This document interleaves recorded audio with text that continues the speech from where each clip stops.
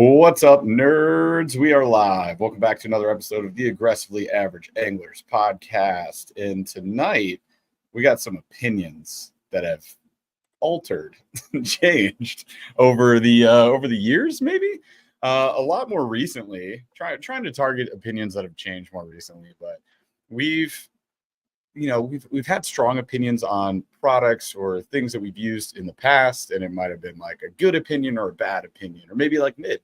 And I was thinking the other night, I was like, man, you know what? We've changed our mind on a lot of things, and I think it's important just to call it out, right? Because somebody actually, here's where it came from. Somebody commented on the New Canoe Unlimited video, and they're like, well, first of all, sick color, awesome. Also, it's interesting based on what you guys said about the New Canoe Unlimited in your demo video last year. If you guys remember, we went to DNR Sports. It's KVD's family store located in Kalamazoo, Michigan, right, Paul? I think it's Kazoo. Yeah. In Kalamazoo, Michigan, we went out there. We test drove 5 kayaks, I believe, and the Unlimited was one of them. Out of the 5, it ranked like 3 or 4, and now we're couldn't be more stoked to be using them. So that's an example of an opinion flipping on us. And that's okay. I mean, like, whenever we do unboxings, we try now more than we used to say like, hey, this is a first look. Yeah. We haven't used it yet. From the looks, it looks good. It's like fit and finish, build, features, blah, blah, blah. And we're like, this sounds good. I like this. And then we'll use it. And then opinions might change after you use it. Basically, or if an improvement comes out, or if an upgrade comes out. So in the case of new canoes, they didn't have a lot of the stuff that they have right now that really changed my mind on things that didn't exist. EPS, Quick Connect. The EPS and the Quick Connect system totally changed my mind. And actually, the stuff that was like that was what was holding me back, because it was like the fit and finish was not there, and it wasn't simple enough. It looked convoluted with like 3D printed parts, and I was like, I'm out. But then now, after seeing the upgrades, the changes, the growth, and now I see the value proposition where I'm seeing this as a mid-tier price, all of a sudden it's a totally different situation. And you know what? Like, Hobie may make I may get an Outback someday and totally change my mind on Hobie. I don't know, or a Lynx. Go back. I don't know, right? Yeah, I don't know, and et cetera, et cetera. Go through a great list of stuff here, but and I think the thing to keep in mind is when people are changing their minds, as long as there is a clear reason and they can kind of explain, hey, here's why I thought this initially. I've changed my mind because of these factors. That's what I want people to be doing. That's what you would hope people would do. They get information, they change their opinion based on the new information that comes in. So, I mean, imagine that. Yeah, that's wild. Oh my gosh, what in the heck is going on? Like, and this has happened with fishing techniques, and we'll kind of go through the list, and you'll see some instances. The list is longer than I thought it was going to be. Yeah, actually, I didn't even get to fishing techniques on the list so far. But yeah, we start. Yeah, we'll have to call out a few of those. But before we do, holy crap, dude! USA Kayak Fishing Magazine with the $1.99 super chat.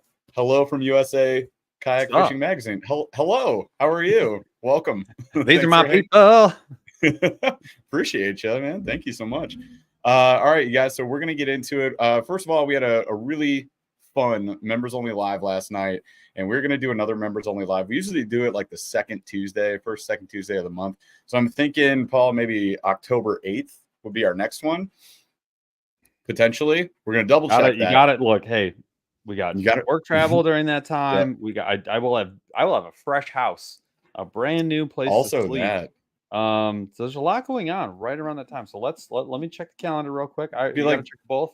The 8th or the week after that would be fine. But the reason I wanted to call that out is you guys know that we have the Yak Attack Inflatable. We have liked it a lot. We've gotten the content out of it that we've wanted to, honestly. And it's not going to be like our primary yak. Not that there's anything wrong with it. We're just more happy in the other kayaks that we have.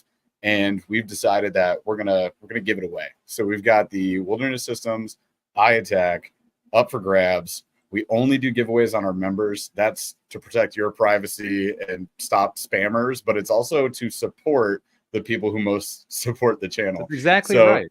If you want a chance at that, we will do it in our October giveaway. I'm going to ship it to somebody in North America. 10/8 is good. So it should be October 8th is the date that you should save. If you're interested in that, you can sign up for just a month. You can just be there for the month. And if you want just to do that giveaway, then pop in, see how it is. If you hate it, pop out. no hard feelings, and you get a shot at the Yak Attack. So Never if you've come back seen again. if you've seen it on the videos, it is a lot of fun. It's a great Yeah. kayak, and someone is going to be like super happy, or should be super happy to get it. And yeah, I think that's when we looked at like, hey, you know, we're doing giveaways every week and blah blah blah. Yeah. And we were doing it here, and we were like, how can we we always try to put more value to the members only, and to the members in general. And so this is one way that we could do it. We do bigger giveaways too. Like the smallest thing that you're probably going to get from us is a bag about this big completely. And I mean, this is like 5 pounds of Full of baits. baits. This is the smallest thing that you would expect to get. We usually do 2 giveaways on there. So for live. You know, I just want to, I'm not trying to sell it, but I'm just letting you know that when you do something like become a member, we're trying to give you value. And this is one of the ways we could do it. So click join below if you want to find out what that's all about, but that'll be happening in October. So October 8th, next members only live. All right, let's kick it off with a Q of the D, and then we're going to get into all of these changed opinions. Man. So we talked about changing opinions. Let's have an opinion about ourselves. Where are we weak? Where do we not have any willpower? Where does it disintegrate when you're going to make a purchase? So where do you walk in and you already know when you walk into a place, you're like, I already know I'm going to walk down the aisle, or I'm going to click on this link and I'm going to buy something. I'm not thinking about it. I'm just neato gang and I'm buying it. Consequences be darned.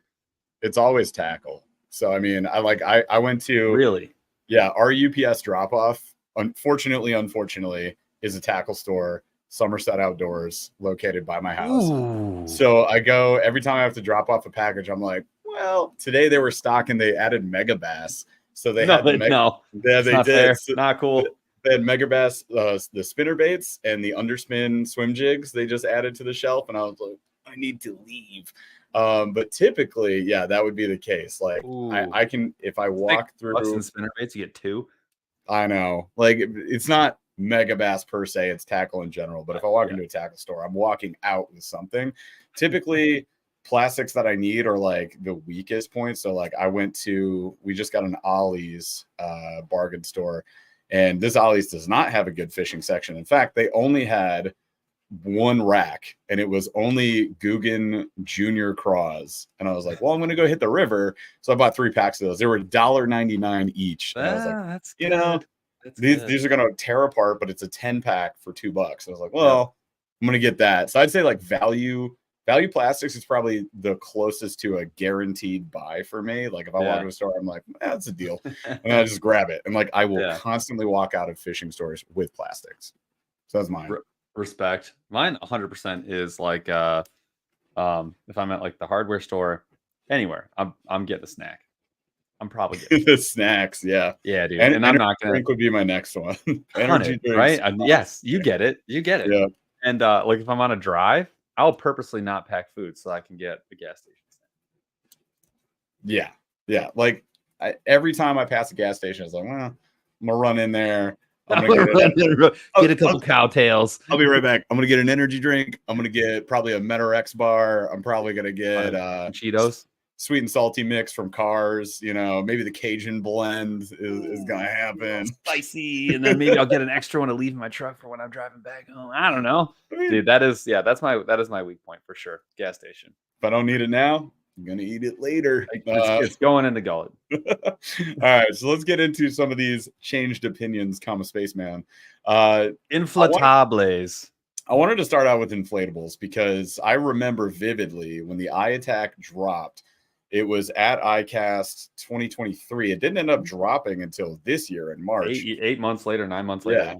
But like I remember walking by and we're just like, I don't know, man. Inflatables, like it's just gonna be a deflatable, like it's just gonna pop.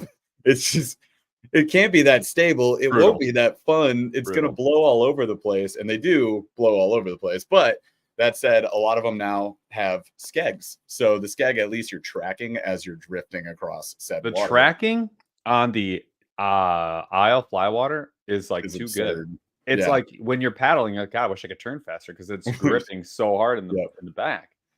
Mm-hmm.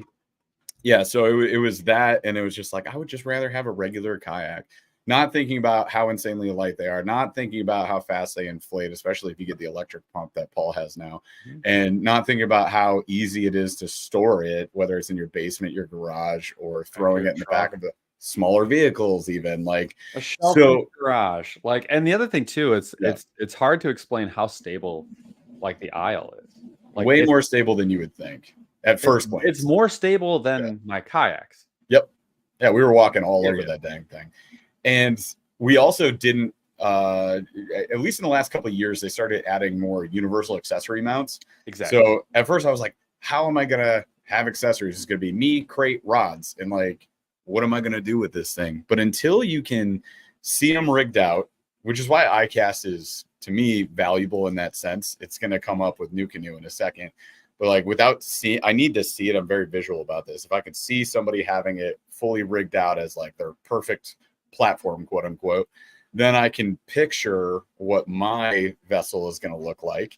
And then the next step is demo it. Like if I can get it on the water, another reason why iCast is great is if you go the first day, there's an on the water demo and you can demo all these kayaks and pedal drives and motors that maybe you otherwise don't have access to, like we don't. So being able to do that is huge. And once we got on the Flywater, we got on the Yak Attack, you know, like the NS 130 from Newport that just dropped, by the way. Go check that thing out. I really wanted to call this out. So there are two inflatables new from Newport, and I didn't know that there was a skiff.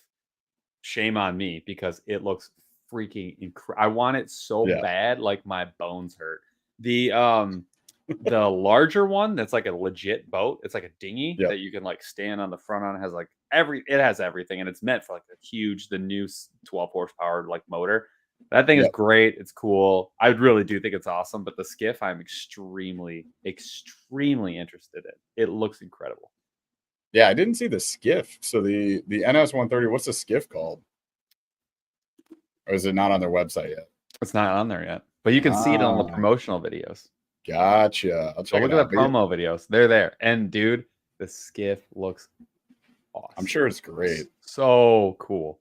The NS 130. It has a legit transom. Like an actual transom.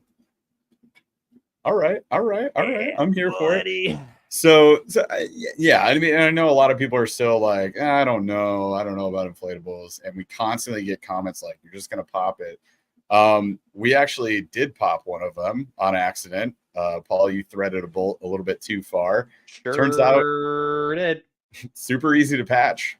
Well, that one was. Yeah, I just use a little super glue and then put the screw back in just to make sure it stayed watertight. And that screw will just have to live in there forever. But yeah, you know, you live and you learn. That and you can I could legitimately patch it. So yeah, I don't know, man. All I'm saying is the inflatables initially were seems cool, but I'm out, right? Without having used one. Then we got them, then we used them, and then now here I am. I'm being like, I was telling Jeff, I mean, I would, if I had the right skiff, I would inflatable. I might consider. I could be fine getting rid of all other kayaks. I'd be fine. Yeah, and I said, you know, I still find that I want a space for my rotomolded plastic kayak. In addition, though, I do really like. So on the note of plastic kayaks, let's jump over to New Canoe, because the Unlimited. It was great that this commenter brought this up. Yeah, like I was out on the Unlimited because of the fact that it was an open platform, build it your own. And I was like, then I got to get all the things. I mean, you and I had conversations about it. We're like, okay, it's cool and all, but then you got to get all the things. You got to build it. There's going to be a bunch of other expenses. And then we found out, compared to like our big rigs we were running, it's still insanely like it's not cheap, but it's way cheaper as compared to higher. Those vessels. Yeah, the dollar goes a lot further with the New Canoe, in my opinion, than with a lot of other models. The only thing that's close, not the only, one of the closest comparisons, not the only thing, one of the closer comparisons, I think, in terms of like what you get for per dollar is the PDL 106. For $2,700 brand new, you're getting a rock solid, you know, kayak. But those are to me, those are kind of king. Like when I look at the most for your buck, that they're way up there. Yeah. And I, again, one of the main reasons that my opinion changed on the Unlimited was seeing it rigged out. Like I couldn't, because of its layout, I couldn't picture like how are you going to potentially add motors to this? Where are those motors going to go? It doesn't look like the same platform that you see on the obvious motor spots on the old towns, for example, where you got the 4-bolt pattern and all that. It turns out you add a plate. Turns out you can put a bow mount motor on the Unlimited because you just add an extra plate. You replace your handle essentially. And it actually works really well. So once I saw people rigging it out, and then I saw it at ICAST, and I saw their EPS and their quick connect system and the storage pod, the gear pod rather that they call it at the front, I was like, okay, that changes a lot of cooking things. with gas. Yeah. And now having used it for, I think I'm up to like 3 trips on mine, I'm all in. The Unlimited it's a blast. It's a cool boat. Yeah, you can do a lot with it, or you just get it as is and go fish out of it. It's doing nothing to it, which is basically Yeah. what I've done. I've added a couple super basic Yak Attack accessories, like a cup holder, and it's awesome. It really is a lot of fun, and there's a lot to it. You guys can see it, but yeah, we totally changed our mind on those, and I'll own part of that. I felt like when I saw it, the EPS system, that's really what got me. That in the pod, I was like, oh, dude, that's genius. That's such an upgrade over what I was doing before. How cool. The EPS changes everything, especially in terms of foot steering. It's just the quick connect. Yeah, their quick connect actually is very, very good. And that's what I meant by like it's an upgrade compared to what they used to have. So I'm a big fan. It's awesome. Happy to be running. Can't wait to rig the EPS and use it for a few trips. It's going to be awesome. You know what I haven't changed my opinion on? Losing phones in water sucks. Always sucked. Never will not suck. So fishing with Kev. Sorry that happened to you, man. That stinks a lot. All right. Here's where things get interesting with a few things that, you know, we either used to extreme, like just hate, and talk about hating. And another thing that we used to love, and it was like a staple of the Burley Fishing podcast. So we'll get to that in a second. But one thing that we used to hate was KastKing. Yeah. And this is so interesting. And it's really just, it's old. We start talking in terms of like Old KastKing Testament and New KastKing Testament. And the Old Testament of KastKing was a wild place because a lot of those reels were just, they stank, man. They just stank. They just weren't fun to fish with. They didn't hold up. They weren't quality. They weren't quality. They'd get all grindy. So we were just like completely out on this company. And then I think it was, you know, within the last 3 years, really is like the big change up. 2 years, sure, where we started getting the MG12s, the upgraded Skeet Reese models, the BFS, the Kestrels, especially the new Kestrel that's coming out. That's the budget version with a lot of upgraded parts. Yep. And all of a sudden they just had stuff that was like, okay, it's pretty affordable and it's pretty premium, which is crazy. Well, and you're getting like the Spartacus, and then you're seeing things like the Deadbolt. Like, yeah, even the budget options like the Spartacus, the Royal Legends, they improved a lot. They're I feel so like much I used better. to have those. The old models of them just sucked, and now they're actually quality. And I'd be happy to recommend them to anybody. I'm like, oh, you can get an $80 combo Royal Legend 2. That's your spinning setup. We used it. We did a budget reels video that's coming out Friday, you guys, for spinning reels, and using that for the day was just a pleasure. Like I was like, oh, this is a $40 reel. That doesn't make sense to me that it's this fun to fish with. Yeah, and being mad about I think what's really got me is the high end stuff. So the MG12, I got the box right over here.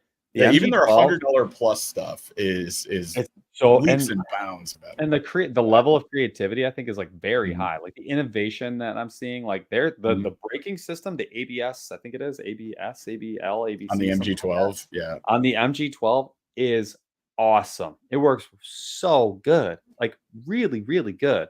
And I kind of glossed over. I didn't really think about it. Then I used it. I was like, holy crap! That whole AMB is what it is. Thank you. I apologize. I wanted to make sure we got it right. Yeah, the AMB braking system is fantastic, and the whole reel is it's super small and only 4.8 ounces. That's insanely low. It's a ton of fun. Yeah. And you know, we recently got the Deadbolt. Deadbolt's pretty cool. I Texas rig fished with it for a day out on the water. Haven't had much time to get back to it, but it's fun to fish with. It's solid. No drag adjustment, just full drag 100% of the time.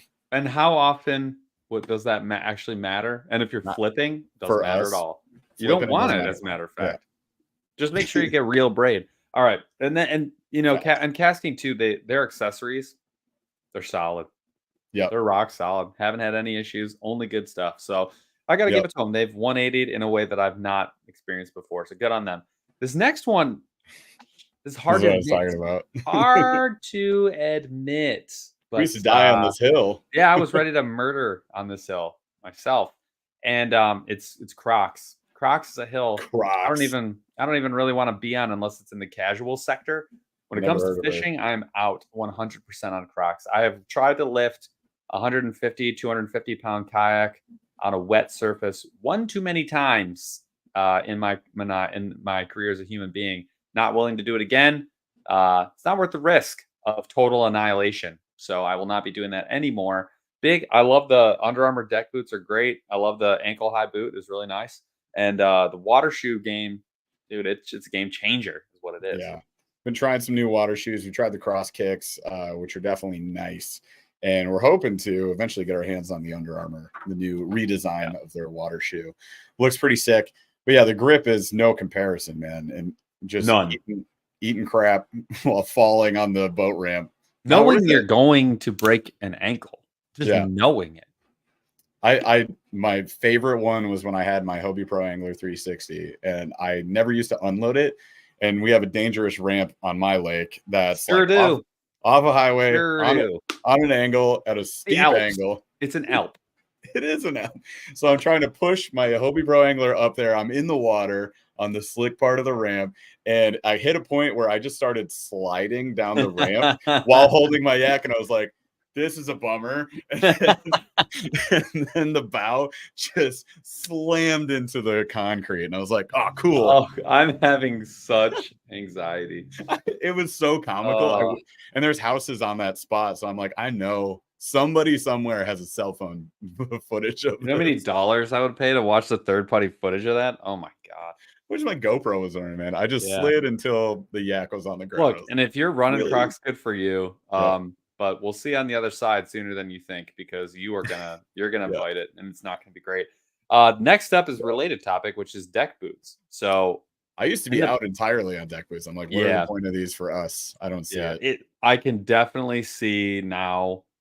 It's still limited because going over ankle deep in water, it happens often. So it is limited. It is limited. You can't do it in the wintertime unless you know you're going to stay dry for launch and pull out. So you just got to know a couple of things, and then it's the perfect solution because it keeps you mobile. You're not sweating your butt off. You can stay warm.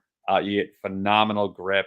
I like that a lot. So anytime that I would be okay wearing like a water shoe, but it's going to be a little frigid outside, throw on the socks and then throw on that deck boot. Big win. They were great on the river the other day. We hit the water. It was like 42 when we left the house. And when we left the water, it was like 86. And we're like, cool. So those are the days that we're in Michigan right now. And we're using the Under Armour deck boot, which has been solid. Haven't tried any others. So we still don't have any opinions on other ones. Oh my God. That boundary boot everyone's calling out is a knee-high, full neoprene with like an actual shoe at the bottom. They have a mid. They have a mid. It's like a work boot, I guess. I would try that. The thing about NRS is they truly do not care what their stuff actually looks like. You do look like a soldier of the foot from Ninja Turtles wearing that. There's no getting around that. You are are Solid Snake. That's what you are. You are Metal Gear Solid, and you're gonna sneak around the corners. Well, you're like Rubber Gear Soft is what you are. Rubber Gear Soft. Still got the gear. So that's important. That boot looks wild. It's $120. It's close to the same price as the deck. It is. Yeah, same price as all the other boots that are out there. Yeah. I think Rubber Gear Soft needs to be Rubber Gear Soft. No, dude, not Metal Gear Solid. What are you talking about? Metal Gear who? Rubber Gear Soft. Could definitely try those out. Those look pretty neat. They look awesome. If I could get NRS to respond to me, I would try those. NRS is bigger than you guys think. That's what it is. So we're pretty easily able to have conversations with most companies to get free gear. And we tell them, hey, like, this is the only way we can run this channel. Let's be real. We're not going to go bankrupt over buying gear to try it out. No. But trying gear and doing gear reviews is so fun, and it happens to perform well on YouTube. So that's why we do it. And we feel we've had comments, people say that it helps them make decisions, and that's what we're here to do. So that's awesome. That said, NRS is one of those companies that's like, we'll get back to you if we feel like it. They sent us an email. That's exactly what they said. They said, we'll get back to you if our marketing feels like they want to. And they don't. Okay. So that's fine. Hear from you never. We'll have to just like we'll bug them at ICAST. That's the one way that we break they weren't through even boundaries. There. No, but like the one way that we typically break through boundaries is we go to a booth and we just bug people until they're like, fine. Here. They just bother them so much that they can't say no. Send us your stuff. Send us your things. You know how it's like kill them with kindness? Like just kill them. That's how it got in with Z-Man. We just kept breaking stuff at their booth and like, do you guys just want your own? And we're like, yes. We could just give you this. We would. Here, take the broken one. That's all you're ever getting from us. Yes. That's NRS. We'll see. We'll see, you guys. So don't expect any inflatables from them until they get back to us. Like, I will admit that those are great looking inflatables. Yeah. And the price point's insane. Yeah. If we can ever find a place that'll demo them around us within a relative. No one's going to demo an inflatable. I know, right? Like, it's just, gosh dang it. I want to get on one. I don't want to. I would like to get on more inflatables, frankly. Like, they are really fun and people are interested in them. So I sense a market. If I was a manufacturer and I saw what was happening with these videos, I'd make sure I had one. I would be literally calling whoever designs these things, and I'd be like, look, you know what we need to do? We need to reach back out to Boat. We do. We had a okay connection with Boat too. No, they stone cold middle fingered us, but that was a while ago. We did like a feature of them the first year we went to ICAST, and they were really cool. And they make their own. They brew their own beer, so they had their beer. Oh, it was very good. It's good. It was very good. It was very good. We partied with them a little bit. We had fun with them, man. But yeah, we got to reach back out. We'll figure something out. I would love to do that though, because they have some cool product. Yes, 100%. All right. Next thing, Buffus, the BFS, the bait big freaking scam. Big freaking scam. So the it stands for bait finesse system. Yes, and I mean, when that first dropped, I was definitely opposed to it until I started seeing guys fishing ultralight, trying it out. Ethan actually was like our ultralight guy. He got us into ultralight fishing from Fish Anything. Definitely go check out his channel. And he was like, dude, it's whatever. Like, you don't. It's not. No, he said it's fun, but it's not needed. Yes. And then we were like, well, then I don't want to spend a bunch of money on it. And then we started seeing people like Rar Fishing, who you should also go follow. And Rar Fishing just does all the BFS stuff. Yep. So we started watching his stuff. It looked really cool. It looked fun. I wanted to try some new rigs. I wanted to start, and that kind of got us into JDM stuff. Him and a bunch of other channels that we were watching at the time. And this Japanese gear started looking cool. And I was like, okay, I know it looks wacky, but imagine catching a fish on this. That'd be wild, right? So then we started picking it up. And so back in the day, opinion changed. I used to fish BFS a lot more than I do now, though, I'll say. And I typically, I got to a point where I was bringing like 2 BFS setups with me every single time and an ultralight. And I bring 6 rods. So like half my combos were ultralight BFS. And now it's like 1 combo and it doesn't go every trip. That's because it is very fun. And also, I just find it's easier for me to find fish with my other combos. But when I know they're there and I can bang out like 20 of them on BFS, it's a heck of a good time. And I think the thing for us though is, I hate to say that things become more fad-like for us because we end up testing so many things, but because we have like a list of things we have to try, it can't all be BFS.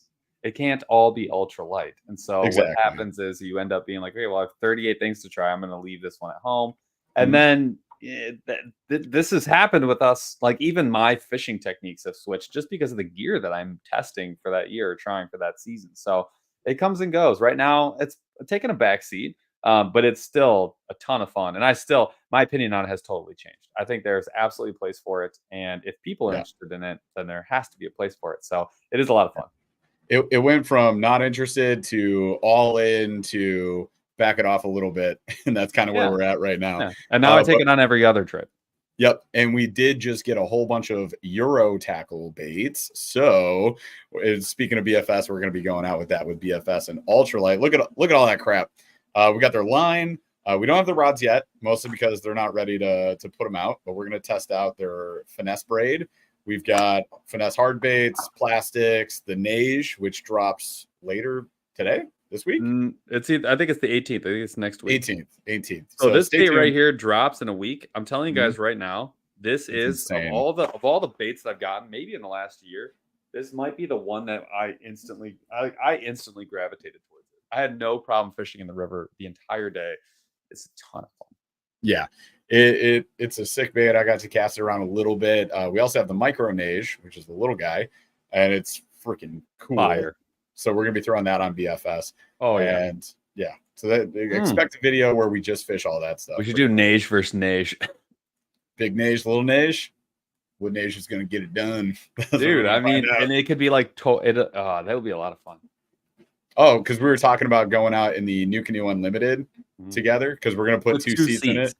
We're gonna put so the nice thing about having two new canoes is we can take Paul's new canoe seat, put it on my Unlimited, the 12-foot version, and then go hit the water. So we'll do a dual trip like that, and maybe you go big swim bait, I go little, and then we flip flop and we see what happens. And at the same time, we can test out all the Euro tackle baits. So there will be an ultralight BFS video coming out soon on that. We'll do more fishing videos. I know I got comments on that. Fishing's been rough for the past 8 weeks, and it's not just because of the fishing, it's because of planning, like timing, weekends, Paul's at the cottage, stuff like that'll happen, family, all that. I'm trying to move, so like a bunch of times when I would normally be out, I'm like, I gotta do this for a showing. It's not to complain or make excuses, but that's why. But there will be more fishing. The new canoe video I put out had fishing in it. We'll do more like that as well. Next up on our list, we actually had Yak Attack on this list, which might sound interesting. Why is that, Paul? Why did we put Yak Attack on here? Which direction? Which direction did it go for us? Well, it's kind of both, right? Like kind of both. Yeah. Which route do you want to go down? Well, I originally wanted to explore other options. When you look at Yak Attack and you're like, okay, it looks decent quality. Like they have everything you could ever possibly need. And earlier on in this process, I used to go, I could just get that on Amazon. I'll just get the cheaper version. And we ended up picking up the cheaper version of a lot of things, like kayak carts, the wheels, and basically every accessory they make is knocked off on Amazon. The kayak clips, a couple of the mounting arms, even tried the RAM version, so the more expensive version of some of their stuff, and then tried the cleats, tried the what is the other one that I did? Oh, the paddle, the two-arm paddle thing that sticks out. There's like a direct copy. Yeah, the Roto Grip. So we tried about 7 or 8 of their other accessories. But like every time I'd be like, I could have paid $5 more, $10 more. Yeah. And gotten the Yak Attack one that works great, is heavy duty, and like is just awesome. Yeah. 100%. So that's where it changed. Is I thought, why would I get this when I could get this? And then I started getting the cheap ones, and we just filmed a Yak accessories video, which we haven't done in a while. So that'll be coming out soon too. And in that video, we started talking about that, and we're like, yeah, you know what? Like, it's one of those cases where going cheap isn't the route to go. And with Yak Attack, it's also there's other, different brands out there that do 3D print stuff. There's other brands out there that do higher end stuff like RAM. Yak Gadget. Yeah. And I keep coming back to Yak Attack. So where my opinion changed was where I was like, I don't think I need all that stuff, to now I'm like, well, I'm just going to load up my boat with Yak Attack because it's reliable. We have found a few things that we have broken, and we still need to talk to them about. I broke the tournament tag attachment on my leaderboard from sitting in my truck. It got knocked over by something and it snapped. So that wasn't cool, but that was one of those scenarios where it's okay. The way it's constructed, you could just tell it's a liability. It was, and that's what you learn from that. But I would say the vast majority of the products I've been super happy with, and would always lean on purchasing that over anything else. So that's where that changed up a bit. Okay, next one. You want to cover this? Vibe kayaks. This came Well, up in somebody in here chat. said, any thoughts on Vibe kayaks? And I will say we Was looked it at some Vibe B-Dog? kayaks a few different times. There have been times where we're like, yeah, we should really go get one to try it out. And Mhm. every time I kind of go back through the value proposition and I see one, I'm kind of like, yeah, it Yeah. just doesn't maybe make sense. And I haven't seen anything with Vibe other than the low price point Mhm. that is different than anything else that's out there. That's Yeah. just my opinion. Nothing like earth-shatteringly different. Like when I look at New Canoe, I see the Quick Connect system. I see the totally open deck. It's just very different than anything else that's out there. It has a totally different value proposition. Yeah. I look at Vibe and I could probably replace anything that Vibe is doing with a simpler version that's cheaper if I went to Crescent, or I could upgrade it and go with another kayak brand like Old Town and not pay very much more money and get like a super heavy duty version that I know works. So I haven't seen a reason to go for Vibe. I know that's not like the best review. I've heard some Yeah. good things, but honestly, at this point, I'm not that interested in Vibe. I wish I was, but I'm just not. I'll also say we definitely lean on the opinions of other folks in the space that try out other brands that we haven't tried out. So we're getting feedback on like, different drive systems, different kayaks, and Raw Fishing shared a heart-wrenching story, Harrowing tale. yeah, with us about Vibe, and that pulled us completely out. Whereas I was like, It just maybe, didn't work the way that it was supposed to. It wasn't really capable of doing what it was supposed to be capable of yeah, doing. And yeah, and he's a very honest reviewer. What probably one of the most honest reviewers I've ever met is honest to a fault. So if he tells you something, he's not it's sugarcoating it. for real. What's up? Yeah, And he was like, never buy it. He's like, I have like traumatic experiences with that thing, and I am never going back. So when I hear that, I'm like, that's yeah. all I need to know. Yeah, it wasn't even it's not great. It was do not do Never this. buy. Now Yeah, that's not to say that was just his experience in that one kayak, so I'm not saying that they're horrible or anything, but yeah. again, when I look at the alternatives and I'm kind of shopping, I don't get the best vibes, and it makes me want to go in a different direction. So, Oh man. All right. I'm not gonna ignore you here. Teak Speaks calls us out. Why aren't you team captains on Knucklehead KBF tournament? Why aren't you, Paul? What the heck, dude? one, it's a ton of time and effort, and we frankly didn't have it. We also wanted to kind of spread the wealth and try a different tournament series. So we tried to support the Kayak Adventure Series this season. Who knows? Maybe next year we'll come back and knock out the go back to the Knucklehead tournament. But And it just win. for us this year, yeah, maybe. But for this year, it just Clean made up. a little bit more sense, a lot less work, Yeah. and just support it. We just again try to go a different direction, try something new. Yeah. 100%. So that's all. No hate to KBF at all. I mean, it's a great No, tournament. It sweet. was I a love it. lot They of do a fun. great job. Yeah, great, Yeah. ton of fun. Short response on this. Sean Nieto, thoughts on Crescent K-Craft skiff version. So we tested this out. Funny thing is, we posted a stupid short on it on Instagram. It got 2 million views, which is insane. And all of the crazy people came out in the comments. We weren't even going like, this is the best thing ever. We were just like, look, and they freaked out on us. That said, that I wouldn't let that change my opinion on it. My opinion is it's a decent skiff. It has a lot of capabilities that are really nice to have. And at $1,200, it's not insane in terms of price. It's a pretty good value. I will also say, if you're a larger individual, it's a Crescent that you're going to stand on. And Crescents are not known for loving you standing on them. They are known for being agile little ballerinas on the water. So for me, I demoed it at Waterdog. It was a little tippy for me, for my comfort. It does have a handle on it, which I feel is necessary at that point. If you're going to stand all the time, that's just my opinion. It is cool. I'm probably a 6.8 out of 10 on it is where I'd go. Yeah, I So think it just has a very specific purpose. So if you're somebody very, that has like flats, if you're somebody that just wants something to putter on the lake, maybe you already have a motor and you're gonna add this to the lineup. It's a pretty yep, inexpensive way, and the design of it is like it's essentially a super paddleboard, like a hyper extra paddleboard. Does all the things that paddleboards kind of do, but really well, with the opportunity to put a motor on the back in a very secure way. And it's a thoughtful, simple design, which is very standard for Crescent. They do a wonderful job. So for $1,200, you get it to like basically a micro skiff, a paddle skiff. yeah. Yeah, and that's it. It's So but it's hyper specific. Ultralight micro skiff for sure. Jacob Close. Hey, welcome. Thanks for subscribing and checking us out. I wish we had mega bass rods because that would have been insane. I think he meant monster bass. He meant monster bass. And no, there are no more of those. We only did a limited run and we no longer work with monster bass. It's all good, all positive, but we aren't making any more rods with them, unfortunately. That said, there are a lot of folks that did pick these up, and if somebody has extras and they want to sell it to you, you could ask for one and see. Two things that I'll add: go bother Rick. He's always open to being bothered, so go bug the crap out of him. Tell him you want him to make them again. He has the design. We've greenlit them to make it whenever they want, so they can just go order them whenever they want. No big deal. Doesn't mean anything to us one way or the other, except for you guys are happy. If you're happy, we're happy. So go bother Rick.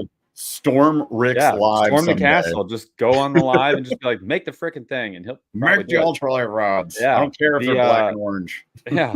The other thing I will say is the closest rod to the one we developed is the TFO Panfish Pro. It's about $10 or $15 more, maybe $20 more. But it's extremely close. That's the ultralight rod that I use right now. I'm using ours that we designed because I still have one. And I use that one. I use them interchangeably. I have a 7-foot and a 6-foot. If I want the shorter one, I go with mine. If I want the longer one, I go with the TFO. So Panfish Pro 2. The Panfish Pro 2, but the Panfish original is a little cheaper because it's on discount right now. But the 2 is nice. You get stainless steel guides, and the sage color is immaculate. So I love. They're both great. Yeah, they are fantastic. I do love those rods. All right. Back to second opinions. Let's go to Bixby. So Bixby was a motor that I think we talked trash on back in the day, if I'm being honest. I think we were like, that's slow. That's not worth it. I would rather get a real motor, blah, blah, blah. And I'm using air quotes when we say real motor. Yeah, exactly. And then we got our hands on the K1, thanks to Bixby, tested it out. It's way faster than we thought it was going to be. And the ultralight sort of plug and play, throw and go ability modularity. Of it versus, modularity. We're calling it one of the most modular motors that you can get for an electric motor with a 15-pound total weight of the whole kit was insane.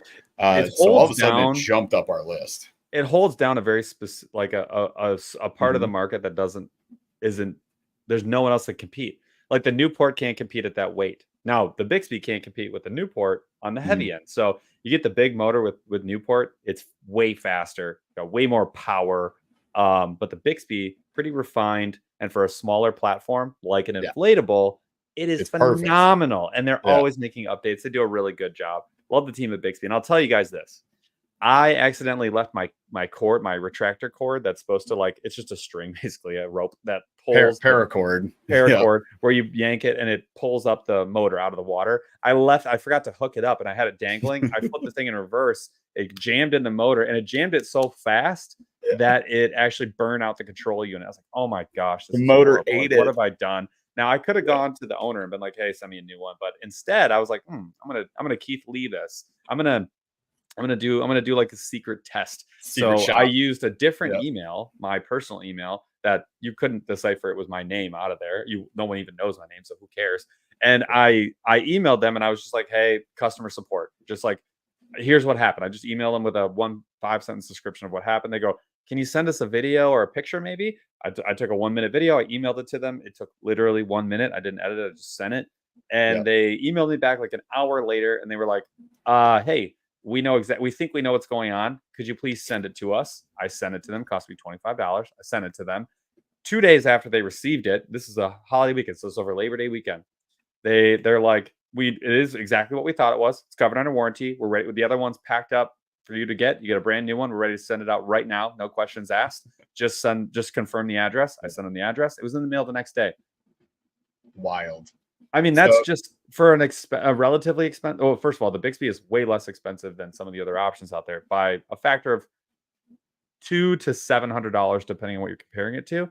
And it is, understandably, we understand it is way more expensive than getting, your standard trolling motor. So 100%. I know somebody's going to say it, but it's unique, right? And it can go on anything. But anyways, all that said, they just took care of business. No questions asked. They were just like, nope, thanks for sending it. Where's the new one going? Period. I love that.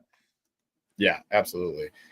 So I was impressed with that customer service as well, being that we didn't go straight to the owner. They didn't know it was us, and they're just, here you go. So we can now give you guys feedback and say like, hey, they take care of you, and that is good to know with any brand. So excellent customer service. It's fantastic. So we went from nowhere we ever using this motor to now we're going to keep using it. We're going to use it on the Flywater the most. You had it on your Old Town Pedal 106. We've used it on multiple setups, multiple kayaks, and it performs well. I had it on their rudder setup on the Old Town, and then I put it on the Skag on the Wilderness Yak Attack underneath, which was sick. And Jonathan Cross called this out. This is the difference between like a Newport, which I love the Newport motor. It's so slick. He's got the 180 Pro and the 106 PDL from Old Town. That I had that exact same setup, or I had the Bixby on the same kayak. So he's saying I got 5.6 miles per hour fully rigged out. So I was able to get out of the Bixby like rigged out. I was probably 3.74 if I was going with the wind. And then if you're pedaling, I could get that speed. So it's just different. It's a smaller, lighter, less expensive version of a Newport and more modular. The Newport though, dude, if you need the big motor, that's the way to go. No question. Yeah, absolutely. But definitely turned our opinion around on that. Oh yeah. One. So the next change of opinion, I would say, is kind of interesting. And here's I'll paint the story for you, but it's budget gear, it's budget fishing reels, budget fishing rods. And when we say budget, we don't mean just straight cheap, like M1 handing cheap, because we don't like the M1 handing. You'll see in the budget reel review video why. And what we are talking about with budget, generally for spinning reels, it's like 50 to 80 bucks. Bait casters, we're talking around, I think we liked a few that were in the 50, 60 range. I'd say like 70 to 100. Yep. Generally 70 to 100 bucks, but the Alloy M from PC Fun was a standout that I got for 50 bucks, for example. And we were kind of off of them. The reason why was when we got into the YouTube space, originally it was all our money, right? So we're fishing what we can afford within my means. I was fishing a Black Max. I was fishing the Veritas, from Abu. I had an Ugly Stick, was like my first spinning setup. I had the Gander Mountain setups from back in the day that my dad got me when I was 13. Like I was using all of that. So I was budget gear. Then YouTube opened us up to, hey, you can try more expensive things. And I was like, oh, cool. Like, and I'm investing in it for the channel and it's fun. And I get to try bougie gear and then start working with companies like Akuma, and you get the X series and you get all this fancy stuff. And we had the Psycho sticks. All of a sudden we have $250, $300 rods. We're like, oh, these are great. We're just going to fish these all the time.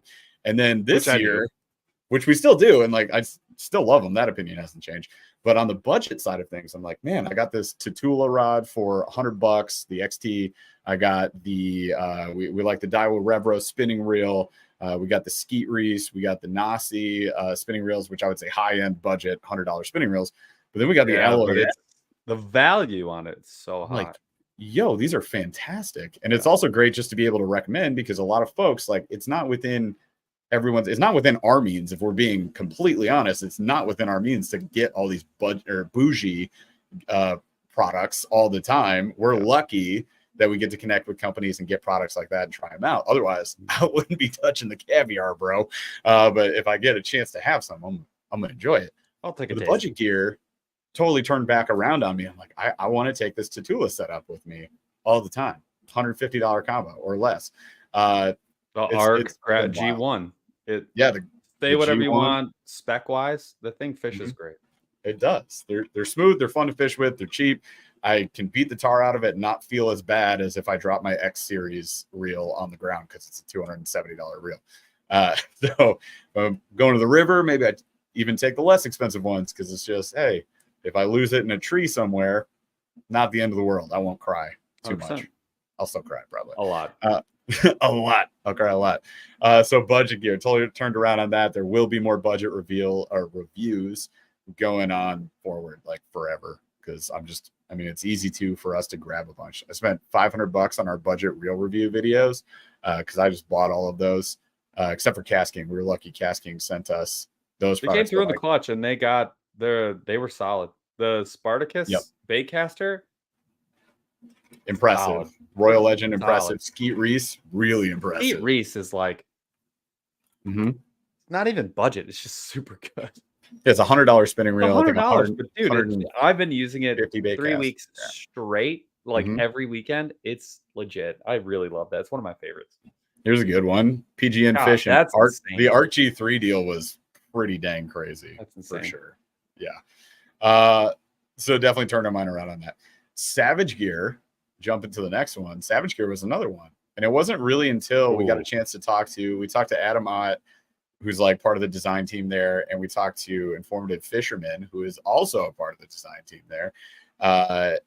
And we started getting into how they're coming up with these designs, the different lures that they make, all of that.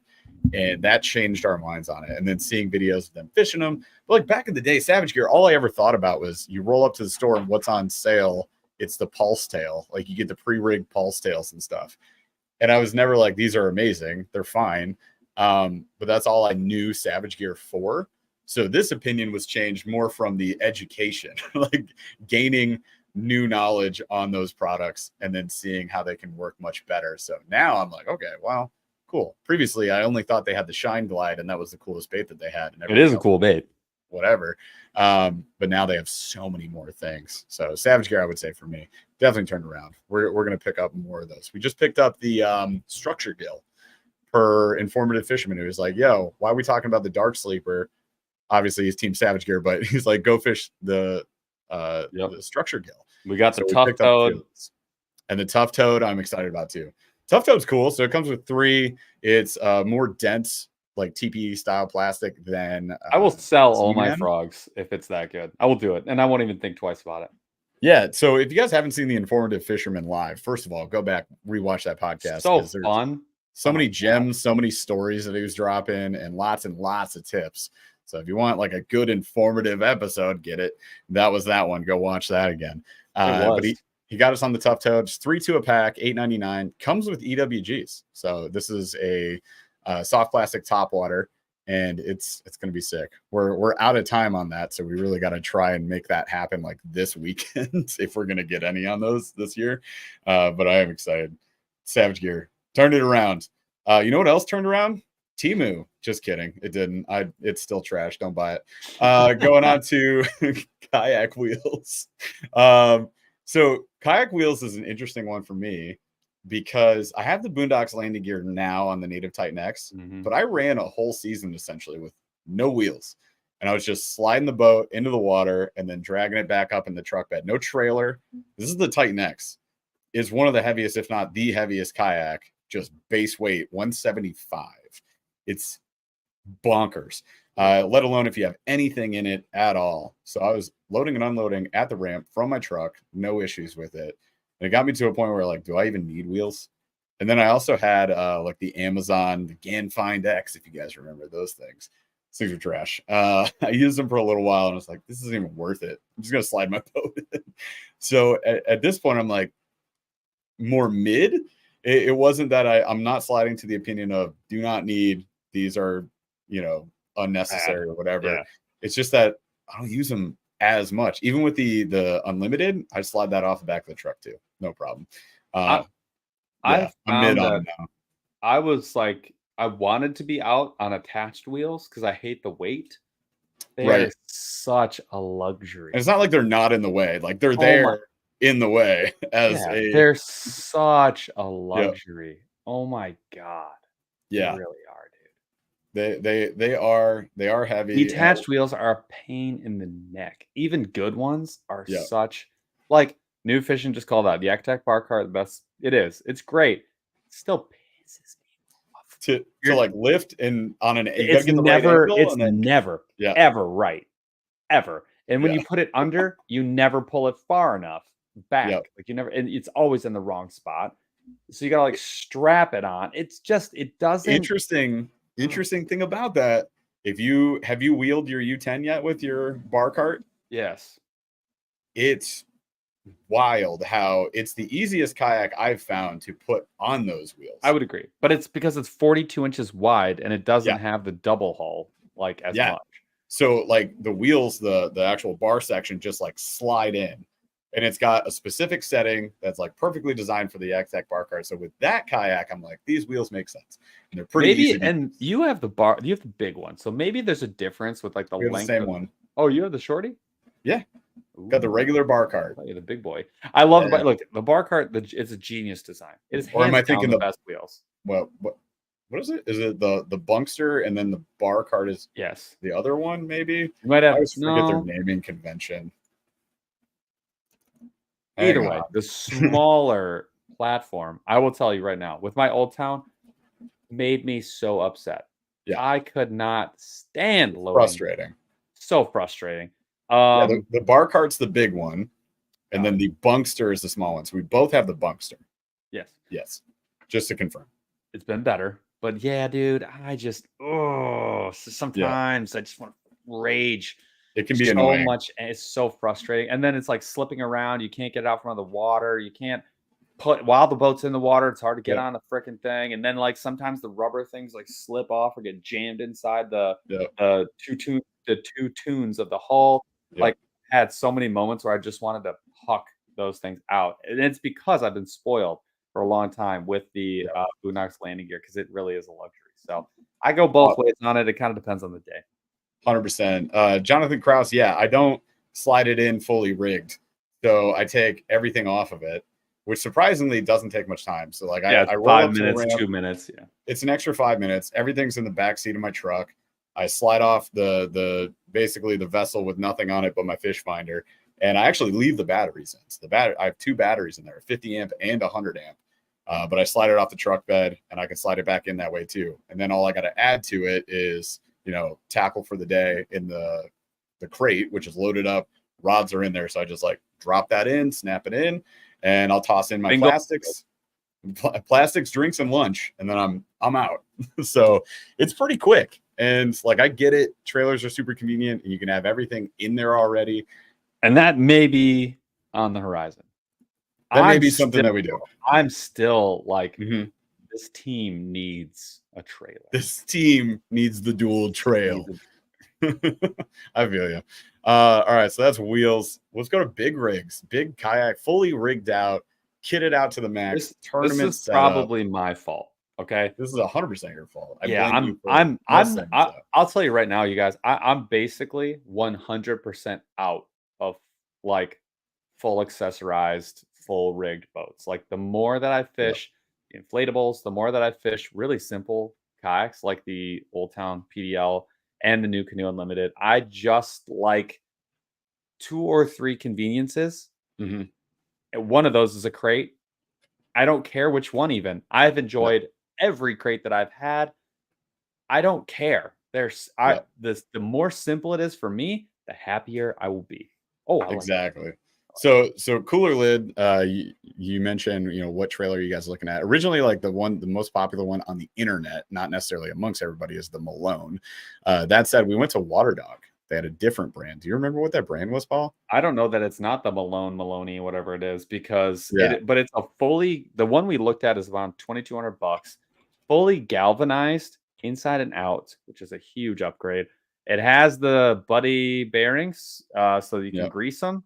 The sealed ones, and then it's also got the larger wheels with the better bearings so that you could do 85 on the highway or whatever, which was really important to me, but it's very bare bones. So if you want to add things, you can add them, but I'm very much like, I mean, it would be nice to have some conveniences, but I feel like the more stuff you add, it just becomes a heavy pain in the rear instead of like let's just bang this thing out of here and let's roll. So I could see adding a box maybe. And that's probably the max. But like if your truck bed's empty, that's your box. So I don't think you really need it. Yeah. So whatever brand that was, we'll just call Steve at Waterdog and figure that out. That might be. I do want to get one. I want to get one so bad because it really would. The biggest reason 70% of the time, it would be perfect. The biggest reason for it is to carpool a distance to another spot. Because every time we put 2 kayaks in the back of a truck bed, something breaks or falls off. It's scratched or ruined or broken every freaking time. It's horrible. I truly mean it is atrocious. I hate it. Yeah. I've done it like half a dozen times. I despise it. Yeah, unless you take them all the way apart and stack them on top of each other, it's just never. It's god awful. We gouged our new canoes a little bit, you guys. They're holding up. So whoever was like, the plastic's super thin, they held up. So but they are scuffed. Oops. Yeah, but they're alive. Yeah, absolutely. But yeah, All I right. think the big rigs I'm off on. Like, so, and we'll get to this later, but like all the sonar, all the cables, all the Right. accessories, the 7 to 9 rods, all the stuff in the front. I Mhm. hate the weight. I hate loading and unloading it. I never use Feels half the tripod on there overcomplicated. anyways. Yeah, there's just too much. I'm so much happier with a basic rig. So I'm big on that one. And I'm switching from big rig to mid rig. That's what I'm gonna call it. Like the Unlimited is gonna be my mid rig, and then the Titan X is my big rig. And I might find myself taking out the new canoe more often than I take out the Titan X. Only one way to find out. Flip around and find out. But Yeah, there are times change when it I up. miss my PA. Because Oh the yeah. thing that the Hobie does that is so much better than everybody else is rod storage. No one comes close. No one can compete. It is the best. They Mhm. crush it. The whole design is phenomenal. It feels gigantic.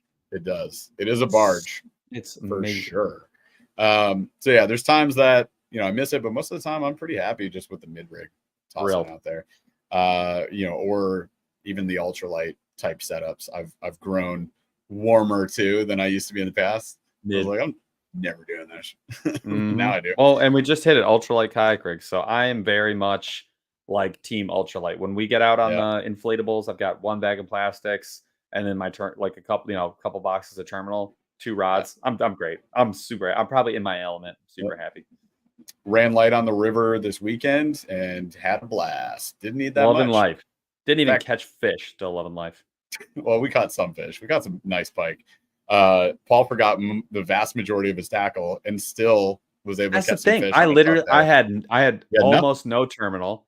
I had Yeah. virtually no. I had 7 bags of plastics, just random ones, and then I had. Like, this is what we got today. I mean, Let's go. that's it. And I was like, Yeah. did I ask you for? I asked you for a jig that I lost instantly. Immediately. Never asked you for anything else the rest of the day.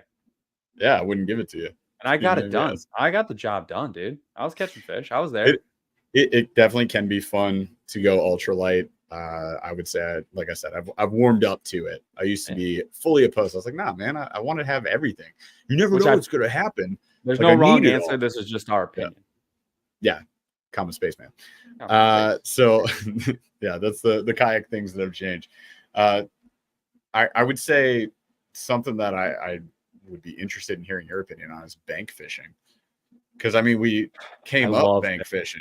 I love it. Right, but we never do it anymore. I can tell you why. And I've done a why. lot of research in our 2 areas that are close to you and I.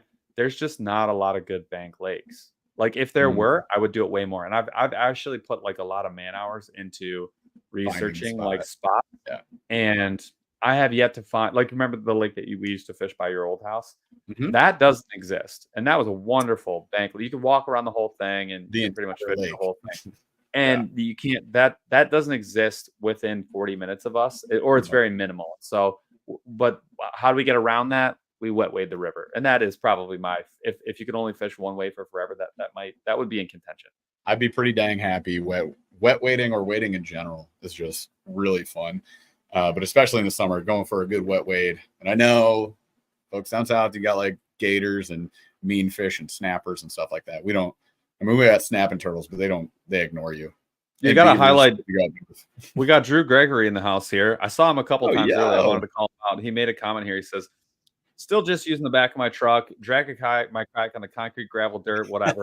And then never once have I ever had a problem. And I this is in all caps, beat the heck out of my stuff. You do. River rocks are worse than dragging it. And I would tend to agree, man. I mean, I look at my kayak as a tool, and that means that yes, I take care of it, but at the same time, I use it the way it's meant to be used, and I want to fully enjoy what I've got. And it's kind of like putting a cover on your couch. What's the point? What is the point? Well, don't tell my wife that because we have covers on our couches. I don't know. But my dog did, right? Like, come on. My dog puked on it the other day though, so it saved the couch. We got to do the same thing because my dog is look at that old girl right there is gray up to her eyebrows, and she will pee on anything uninvertedly. Oh my gosh. Poor soul. She's 30. She's over 30. She's like 13 and a half. So, oh my gosh. Old girl. Sweet old girl. So yeah, I mean, you heard it from Drew himself. I don't want to see any comments of like, stop dragging your kayak. We actually did an old video like 4+ years ago where I just got the groovy. Still getting bad comments. Yeah, and I wanted to, we still are, which is crazy. But I had my kayak on wheels, and Paul was dragging by bow line his Yak across asphalt / gravel / concrete jacked up area, and people were not happy. I did that for years in that kayak, and that thing never had a problem with it. And I sold it. No one ever questioned it because it was fine. No, not at all. Whatever. What's next? All right. Well, capping off bank fishing, we miss it, and I wish I could do it way more. That's right. Like solid access where you could really get into it, but we just don't have a lot here. The lower half of I'm using the mitten for you guys who can't see, so I'm holding up my hand and I'm right under my knuckles. I'm drawing an imaginary line. Anything under that line, it's about 95, 96% private land. That includes lakes and everything else. The upper is like the flip side. It's very public. So when you go more north, you have a lot more opportunity. We have a ton of rivers in Michigan, but we don't have a ton of like good public lake access. So. Oh, Cisco. You need a nice stable kayak or good positioning, bro. I'll tell you right now, with the fly water, it wouldn't be a problem. No, it wouldn't. It won't. You would not get a single wart on your booty wet.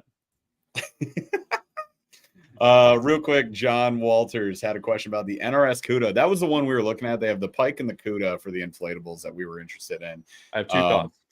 Yes, go ahead. Thought number one, the price is phenomenal, and it's NRS, so you know it's going to be quality, especially on the inflatable side. That is their shtick. That's what they do very well. So love that. Number two, though, it's not built necessarily to have a motor on the back. So if that was something you were interested in, you're going to have to, my plan was to like make something up to make it work and kind of show people how you could do it, but it's not really built for that. I would like to see an upgrade of that one that has an open back with a transom. I would buy that in a heartbeat. And if it was $200 or $300 or $400 more, I'd still buy it. And I'm sure it's phenomenal. I guarantee it's fishing machine. I would love to see a transom plate back there for That's sure. What I'm saying. Yeah. Rather than having to make our own. Agreed. Sweet. So I love that. How do you feel about straight fluoro, straight mono on bait casters? So I would be honest, I was completely off of this forever. I was like, I'm not going to do it. We fish braid to a fluoro leader all the time. But you have 2, 3 setups now 5 setups that you run with that. All bait casters or spinning too? One spinning. I don't like it. Yeah. And then 4 bait casters and I love them. Spinning stuff because the memory. I feel like you're always fighting it. Braid just makes so much more sense to me. It just rattles out. There's no memory issue with braid. So I go braid on spinning all the time. But bait casting, it's been a pleasure to fish. I fished your combo a bunch, the Shimano that you have with all fluoro, and I've had a lot of fun with that thing. Gosh dang. Crushes, dude. And you know what? You don't need leaders. I ran the nail on that and I was fishing pike.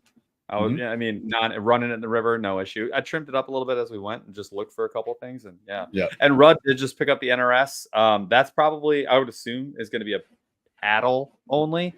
But yeah, that's super cool. And he got the cool color, which I think is great. It might be the new version though, so I haven't seen it. And I haven't watched his video yet. I don't know. I had heard that the old one was going on clearance, so I'm assuming they're dropping a new one. So hopefully he got that one and we can check it out. But good for him. Good for Rudd. Yeah. No, I'm interested to see how he feels about it after fishing on it for a while, for sure. And then I don't know, maybe we just have to buy one next year. If they don't want to send us one, that's fine. We'll figure it out. All right, of these last 3 things, we got to talk about this one. Here's a big one, you guys. Well, first of all, I'm gonna Drew, plug your ears. I wish you weren't here, but plug your ears. Pretend we didn't say that. You guys, we are so frustrated with GoPro right now. And we were all in on GoPro, but I'll tell you what, so a way to change an opinion so rapidly is that you make my life a living hell. And the way that GoPro has done that for us is we have lost, hey, there it is, Action Cam 4. So I was getting to that, spoiler alert. But I don't have mine yet. I'm still running a GoPro till probably October, and then I'll swap out. I'm waiting to see if the DJI Action Cam 5 drops in October, honestly. But GoPro has been like failing us nonstop. One of Paul's cameras, definitely. My camera is jacked up. We've lost. I have 2 9s. I have 2 9s, and they have both just randomly not recorded stuff. Yeah, it's so frustrating. Loop mode has not worked well for us at all. We've just been having issues. Period. The end. And we used to be all in. I've owned probably every level of GoPro except that we kind of stopped at 9s because we were like, 10, 11, I love 12, the 9 when it works. Yeah, the 9 has been The not good accessories are anymore. great. I love the 9 when it worked, but, like, honestly, I've had so many instances where I wasted a whole day, an Yeah, entire day, and I can't get that back. Like, I have to actually do yeah. double work to make up for it. It's so frustrating. I can't I'm sorry, but Yeah, so I know they dropped the 13, Drew. I know you're calling it out. It looks neat. I'm waiting to see if the DJI 5 drops, and then I'm going to compare the two. And I don't know, I might. It would be such a risk now. 13 looks awesome. I'm not saying Yeah, they're not good. When they work, they're phenomenal, but dude, that yeah, 9, I swear. I'm like, I'm probably 1,500 bucks in between all the accessories and both cameras, and it's like, yeah, good lord, like, I need it to work, and when it doesn't, it's not like I'm out a couple hours. If I'm out a day of footage, that's 2 videos I have to now go re-record, and if I've lost a moment like, I caught yeah, the biggest pike I caught in the last couple of years, and I wanted to yeah. show it to my and I wanted to put it in a video. I don't even have it. I can't even prove it. No. I'm making it up at this point because the footage But doesn't exist. I don't believe you Like, anymore. that like, it just sucks. It's so frustrating. It's really frustrating. We had a lot of mic issues. You guys remember audio missing from some videos, and I had to like fix them, re-upload them, all that crap. And we've had days where we film a whole unboxing and the audio is completely jacked, unfortunately. So ipso facto, changing things up. DJI, we were pointed in the direction of them by Chad and Austin Hoover when we were at We were ICAST. looking at them. I just didn't want to pay for it because they are expensive. Yeah. But yeah, I went with the Action Cam 4. Yeah, again, sorry, Drew. Love you guys. Love my old one, but I tried. Yeah, and Austin Hoover showed me the DJI mic 2s, and we've been using them in our like unboxing videos. These things are insane. So hopefully the audio is better for you guys. It's definitely better for us because it's like automatically stereo instead of me having to fix it with some crazy back end stuff in Premiere Pro.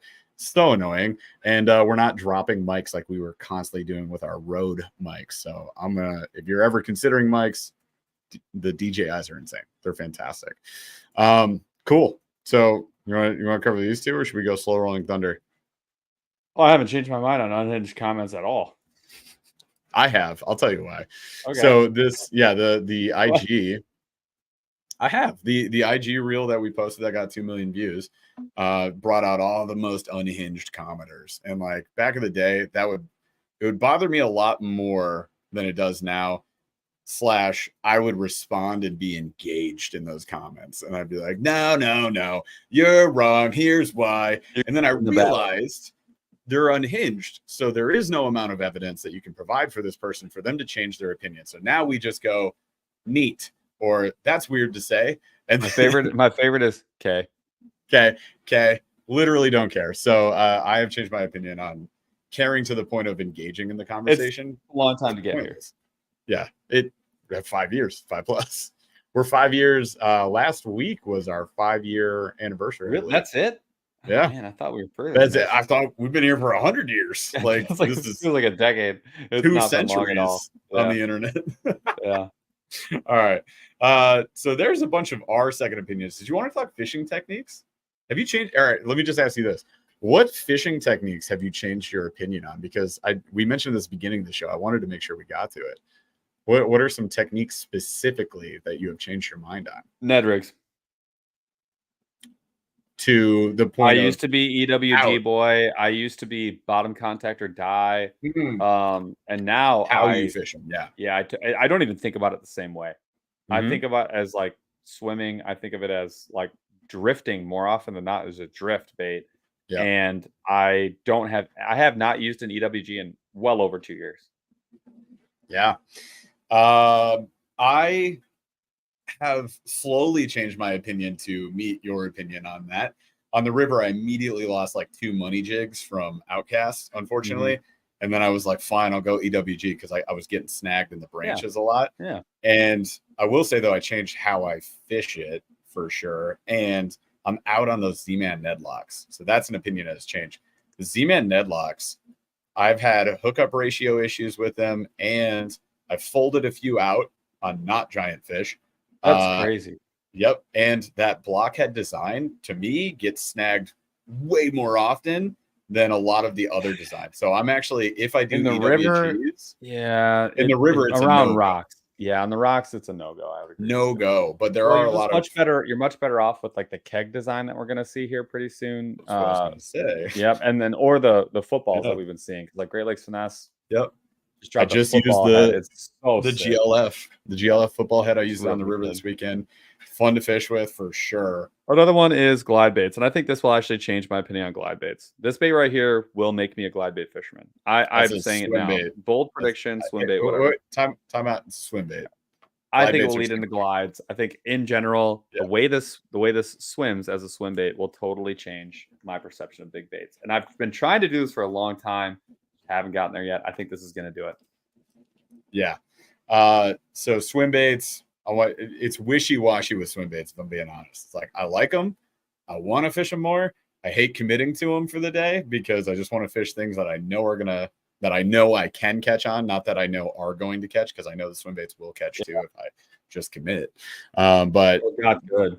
I'm back on, man. I've actually caught quite a few on the River to Sea S-Waver, the small Swabber. size. Yeah, the Swaver, little guy. I've been catching a lot on that lately. Suavate. Maybe like just regular size swim baits instead of the giant ones we were That's fishing. the thing, man. That's the thing. Yeah, so I'm back in. Buckle up. So we're gonna do those more.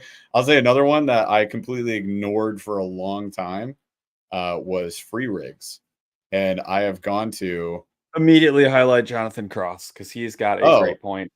Yep, which leads me to a semi-finesse version of that, free rigs. I was just saying that. So Carolina rigs and free rigs. Typically, I'm going for like direct bottom contact. I'm going Texas rig at most, and then generally it's jigs. And I realized through BFS actually helped me with this a lot. Ultralight Texas with a loose weight, and then lead into free rigs on BFS. I had a blast on. And you guys, the missile baits micro D-bomb, I'll put it right here, is like one of the sickest baits this year that came out. It's really fun. I have caught an insane amount of fish on it. It is more durable than you think, and it's basically free in terms of like budget, it's inexpensive. It glides super well. So like a lot of times when you rig a plastic incorrectly, it has a weird action. You're kind of like, I don't like the way that that's working. This thing, even when you jack it up, it works really well. I used 2 of them and I caught most of my fish on it at the end of the day. Yeah. It's and I've been catching a ton on that on the actually the Z-Man Texas rig EWG that they have, the free swinging head on that one. I've been catching just a billion fish on that, and then on the free rig, and then on the Texas rig, and it's like my go-to right now for sure. And Debo's all over it too. Go check out Debo's channel. He's all over that micro D-bomb. So I'll throw that out there too as a side. Well, the D-bomb's always been great. Yeah, for sure it has. Marty Rico calls this out. Here's an opinion that changed for us this year too. We actually used to joke about this. How often you throw the Texas rig, Paul? How often you throw the Texas rig, Jeff? Never. This year it's been on a rig on the boat almost every single trip. I've thrown it since April. Since April, I've thrown it every single trip. I am all in on the basics with the Texas rig. It has come back in a big way. So opinion totally flipped on that for sure. Ooh, Johnny Nelson with the Do Live Beaver on the free rig. I got to try that. Got to do it. Gonna do it. Oh, that's a no-brainer. Immediately. Yeah, that's good. All right, what? Any other fishing techniques? I'm trying to think of anything else that's changed. I'll throw one out there. I used to be more excited to fish like really weird stuff. And now I'm like, with the time that we have, I'm like, I'd rather just commit to something I know and catch fish. So that's where I'm leaning on like, okay, I've got this thing I'm going to try. I got the Ryan's, whatever, the rubber dice 2B thing. I think it's called the what is it called? Umbrella wire, the umbrella wire.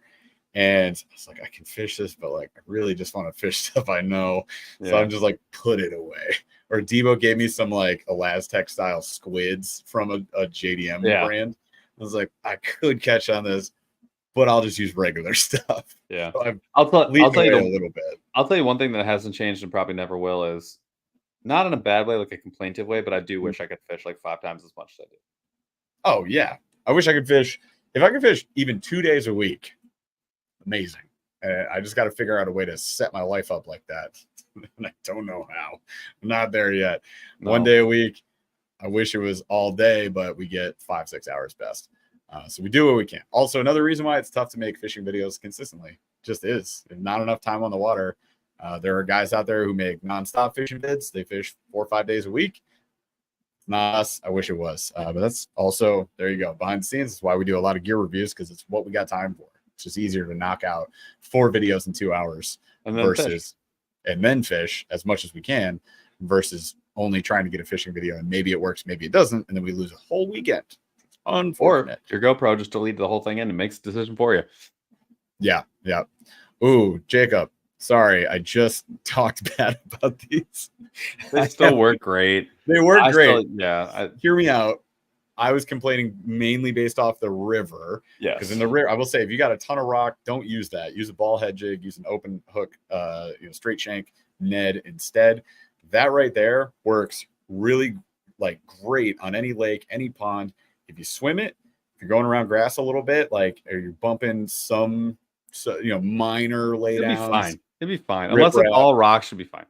Yeah. For the most part, you're going to be fine with it. I've used them for years. You'll catch a ton of fish. Don't worry about it. Forget what I said, but don't fish in the river. Don't forget that part. All right. I think that was a lot of opinions changed. I don't think there's any other technique specific things I'd throw out there. Medium heavy 7 foot as being the only rod you need. I'm definitely changed my opinion there. I like the moderates a lot more than I used to. But I am going back too. So now I'm carrying a lot more medium heavies than I've ever carried. I'm also carrying and fishing a lot of mediums. I've ditched a lot of rods and a lot of spinning rods and given it up for the medium bait caster. It is so much fun, especially here in the north where, the odds of you running into a fish over 5 pounds are extremely low. It's so much fun to absolutely just lean in with that medium and then use some more finesse stuff. So those are a couple of things for me on the tackle side that I've really kind of grabbed. That's a good point. I would say not bringing 2 heavy sticks and 3 spinning rods definitely changed over the years. I kind of know what I want to use for the day, and I'm comfortable varying up the combos that we take out for the day. That kind of changed up for me. It used to be I'm only taking these 6 every single time, and now we've gotten so many things we can try that I'm happy to grab. I don't even care. I just grab random stuff. I'm like, I'll try this today. Yeah. I will also say medium light 7.6, man, spinning setup. That's my go-to. I bring it every trip. This is a hot take for me, but I don't think I've landed on a medium light that I've loved. TFO Taction. I need a little fast. I need a faster one though. The TFO that I had was the Professionals, a little too fast. The Professionals are all moderate though. The Taction is fast. I think the Taction is what I actually really need. Every time I get a medium light, I've just been like, something's not right. The best one that I've got is the Professional, the old one. I love the TFO Professional. It's a 7.6. It's a monster. That rod is killer. So I'm trying to find the next one, a little faster action than that one. 13 fishing, Omen Black is 7.2 extra fast, is still elite. Yeah, that's a fun setup to use for sure. I'm trying to think any other techniques. Not really. Maybe what about the channel? What are how we videos that we do or things we choose to do? We're already an hour 20 in. How long are we going? Oh, this is it. This is the last thing I could think of. All right. There's so much there. I'll say the biggest thing for me in the last couple of years that I've changed my opinion on is I still try hard when it matters. And there's some times when I'm willing to go the extra mile, but I've noticed that the less I try, the better the content is for people. People relate to it better. So now I can make 2 weeks of content in an hour and a half. When it comes to short videos, I haven't posted a picture. Yeah, it's generally me. I don't even know when. Even know when. I just make video all day. I could make, and granted, I'm probably 1,000 short videos in at this point. It's been 3 years straight of every single day posting one short video, at least the minimum. So yeah, I don't even think about it anymore. And it totally changed. I don't try at all. I don't think about it. I just fart it out, get it out there. If it's gonna bomb, I don't care. Do the next one. I don't try anymore. Don't tell them that. We try. But I try more in the headspace beforehand. When I'm making it, I just open it up, film it, and I just let it rip. And I edit them because I have to. But yeah, the process for that is so different than what it used to be. I think another thing that changed is how we do fishing videos. We're pretty specific when we're gonna do a fishing video on like what the topic is. And I kind of like mixing in little reviews or vlog sections in that video, just to change up like the pace, if you will, and then mix in a bunch of fish catches when we can, because everybody loves catching fish. You know, let's be real. Catch fish is fun. So being able to include those in there, but add a little extra, some sort of added value to the video makes it more fun. We used to just go to the water and we'd be like, all right, let's just fish till we catch fish. And then backwards engineer a reverse engineer a video out of it. It was horrible. It was so stressful every single time. So how we approach fishing has changed, I would say, too. All right, you guys, let's do some slow rolling thunder just for funsies here, and then we're going to pop out. We'll be back next week, by the way. And next week we have a guest, I believe. Is that next week? Yep. Yeah, it is. We should have Tackle Talk on the podcast next week. We're going to grill them, and we're going to have a lot of fun with that one, I think. Slow rolling thunder. First question, Paul, and chat. I want to hear from you guys in chat. All right. What kind of fishing videos? We just talked about this. What kind of fishing videos are fun to make? There's all sorts of different fishing videos, different value propositions out there. They're trying things out. They're testing out a boat, a rod, a reel, some new tackle. They're testing a new lure, or it's a challenge of some sort or whatever. Yeah. Like maybe they're wearing drunk goggles. We don't know. Who does that? But like, what kind of fishing videos are fun to make? And for chat, I'd love to hear like what kind of fishing videos are fun to watch. Hint, hint, because then those would be the fishing videos that we end up making. For me, it's the wet wading the river. That is so fun. So enjoyable. Dang it. This is why I miss bank fishing too, is because I felt like it was fun making bank fishing videos. I never knew what was going to happen. We did bank fishing videos on like my old lake by my house. Got like a 34-inch pike, just some girthy monster out of there. Trucked a popper, a Guggen popper. Yeah. Like we would pull up on that island, or I'd just be fishing from the bank in the fall in my boots, all my warm gear, and I'm just like dragging fish up on shore. Dude, that was a lot of fun. Those were definitely some of the most fun to make, I would say. Guggen Slayer says new water. I would say maybe we need to approach it differently. That can be fun and it can be really frustrating.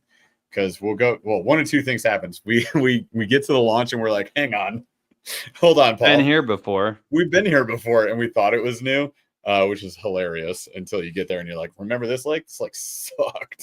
This place blew. And then you hope it turns around.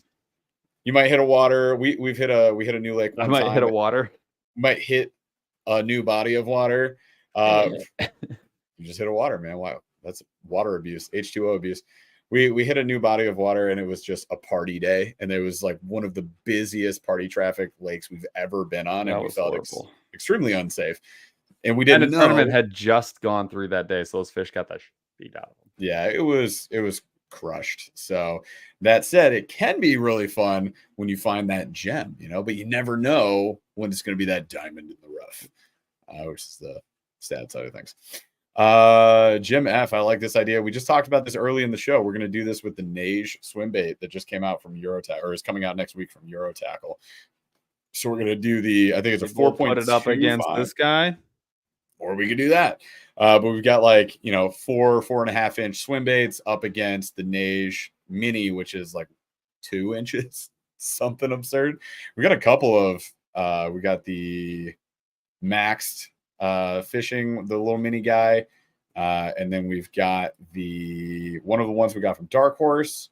I think we have another one that's pretty sweet. We got a bunch of them, so we could definitely do that. BFS swim bait versus giant swim bait, or mid-size swim baits that we usually catch on here. This thing is sick. Yeah, it's a Megabass Battalion, you guys. We had to pull the trigger because Brendan Brown was on the show and he made us buy it. So I blame Brendan for all of that. Jesus. And I hope that it absolutely crushes.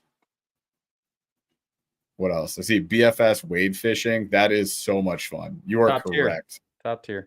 Joe in the outdoors. You got it nailed. All right. The next question. If you had to make a clickbait video, what would you be okay making, even though you know that you are selling? You're selling out. You're selling your soul. You're selling your soul.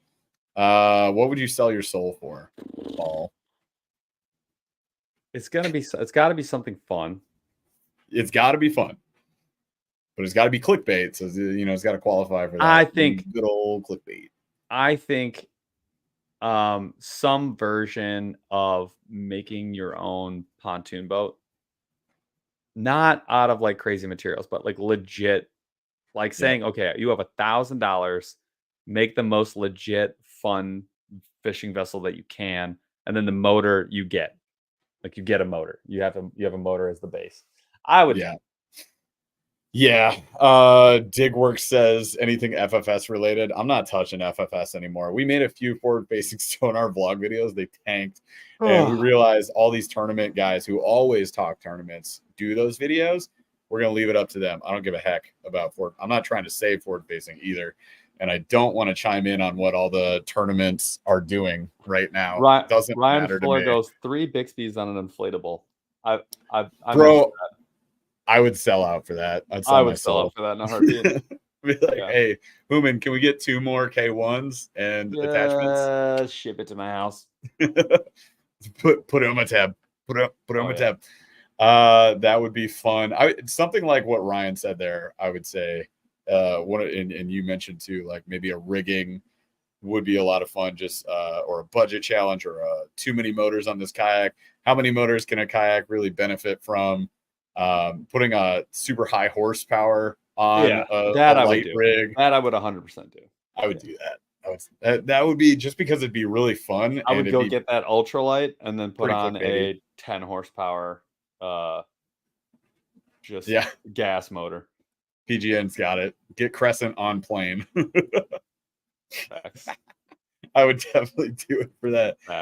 Nuts Bones, I will never do this one. Never. I'm not selling myself. Is that true? What if it actually happened? Then just turn the camera on. Be like, hold on. Let me get my GoPro. No, I'm saying like you're saying you'd never do. You're saying you wouldn't do it on purpose. No. Yeah. Like, I mean, but if it happened in real life, you would keep the camera rolling and 100% post that video. Yeah, but I don't know how these guys run into these scenarios all the time, because I never do. And like, it's not like I haven't. Next week, snagged on a Karen is gonna be there. I hope so, because if so, with her rat dog, and we're gonna get in a lot of trouble. I just feel so gross posting that video too. Whatever. If it did happen and they were a horrible person, then I'm happy to put them on blast. Happy to drag them through the coals. Totally fine. Cross has the best idea. Why 3 Bixby's? Just make it 6. Why stop there? Let's just make it 12, and we will continue to double and double and double. I'm gonna need more duct tape. It's like there's no kayak anymore. It's just all motors. No kayak, all motors. I'm going back to AI, and I'm gonna make me a boat only out of motors. Yes. John Walters, we used to trout fish more. There's just, trout streams are. I have a secret spot that's close by. We could. It's a little bit west of you, about 30 minutes. Twist my arm. Fine, let's go. Right now. Well, night fishing. Any hatches coming up soon? Summer, yeah. We missed the hatch by a while. I know. I'm just saying. But that would definitely be a lot of fun. Garage Monster has a question. Great show. Would you buy a Topwater 106 for $500 as an entry? I'm assuming with you're getting a pedal used. No, Topwater's not pedal. Sportsman's pedal. Yeah. Topwater's the paddle only version, but it's still like kind of the same build, but it's not a Sportsman. I feel like you could get a Sportsman pretty cheap on used too. I would keep looking. No, but if you're willing to spend a couple hundred more, I bet you could find a Sportsman. It's a better haul. Topwater's nice. Sportsman's better. It depends. You know what? Here's the thing. It really depends what you're looking for. If you're looking for a paddle kayak, I think you could probably you could do better paddle kayak. I'll just tell you right now, it's not the most efficient paddle boat. It's good. It's good. It's not great. Yeah, I'd say no. I'd rather put you in the Predator MX, the old one, or the new Predator series, and you you might be could able probably to find. you could get those for $500. Yeah. You can find one of those, and The that's a MX much is better. old. It's a much better paddle kayak.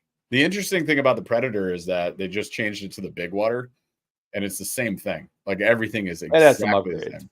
but yeah. Minimal upgrades. Because I had the 13 and then I had the big water, but they are the same boat.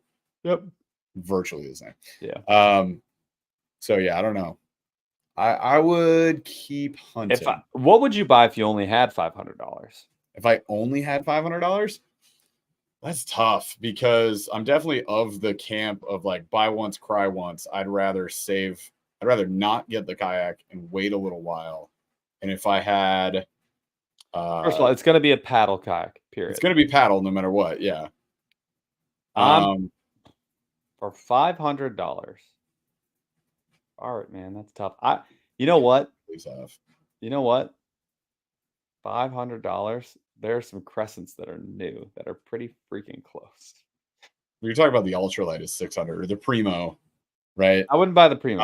Ultralight is like $100 more. I would 100%. I'd be on Facebook Marketplace. I'd be going. Oh, what about a Flint? The new canoe Flint, which has been out a while now. You could probably get some used. That you could get it's that. $1,000. That's it's a good paddle kayak. It's a little shorter, but it's a good paddle kayak. But that's what I'm saying, right? Like if you can get to 1,000, there's so many options. That's double. I'm saying if you had 500 only. I know. $500. That's your limit. I'm probably going for a used. A new canoe Flint would be a great option. The Predator, you could probably find one if you shopped hard and it didn't have a bunch of accessories on it. You could probably get a couple of the Pelican models used. I would go the Wilderness systems before I would go Pelican. Which Wilderness? See if you can find a used Recon or Recon. You could probably find it because the paddle on clearance was $1,500, so you could probably find one used. They've been around. You'd be hard pressed to get it for 500, but it's possible. 500 is such a hard price point for me. What does Hobie even make a paddle kayak? No, they're all drives. Yeah. I think you're on with the Flint or one of the. I wonder if you could get a Pelican Pescador Outlaw if you got lucky. The Pescador you can find, but not really. What about I mean, I know we were trying to talk trash about it, but $500. What about a Sea Ghost? Yeah, I've heard a lot of good things about from that specific platform. Paddle only. Yeah, from that platform, that might be a really good one. Yeah. Paul says Lifetime Yukon or Teton. I don't have any experience with that one. Me neither. Yeah, I haven't tried Lifetime in general. I'm very out. Pretty much entirely. Budget pedal kayak.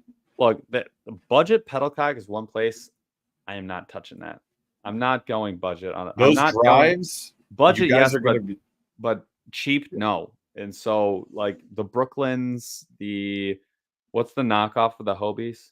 What's that brand? Hoodoo. Brooklyn is one of them. Hoodoo's one of them. I'm not going in on those. I'm getting at this point. I'll tell you right now. I'm kind of in Jeff's camp. There's no pedal kayak that is worth going cheap on. I would just whatever it took. I would get an old PDL Sportsman, as old and beat up as possible. I would take that all day over any other pedal kayak.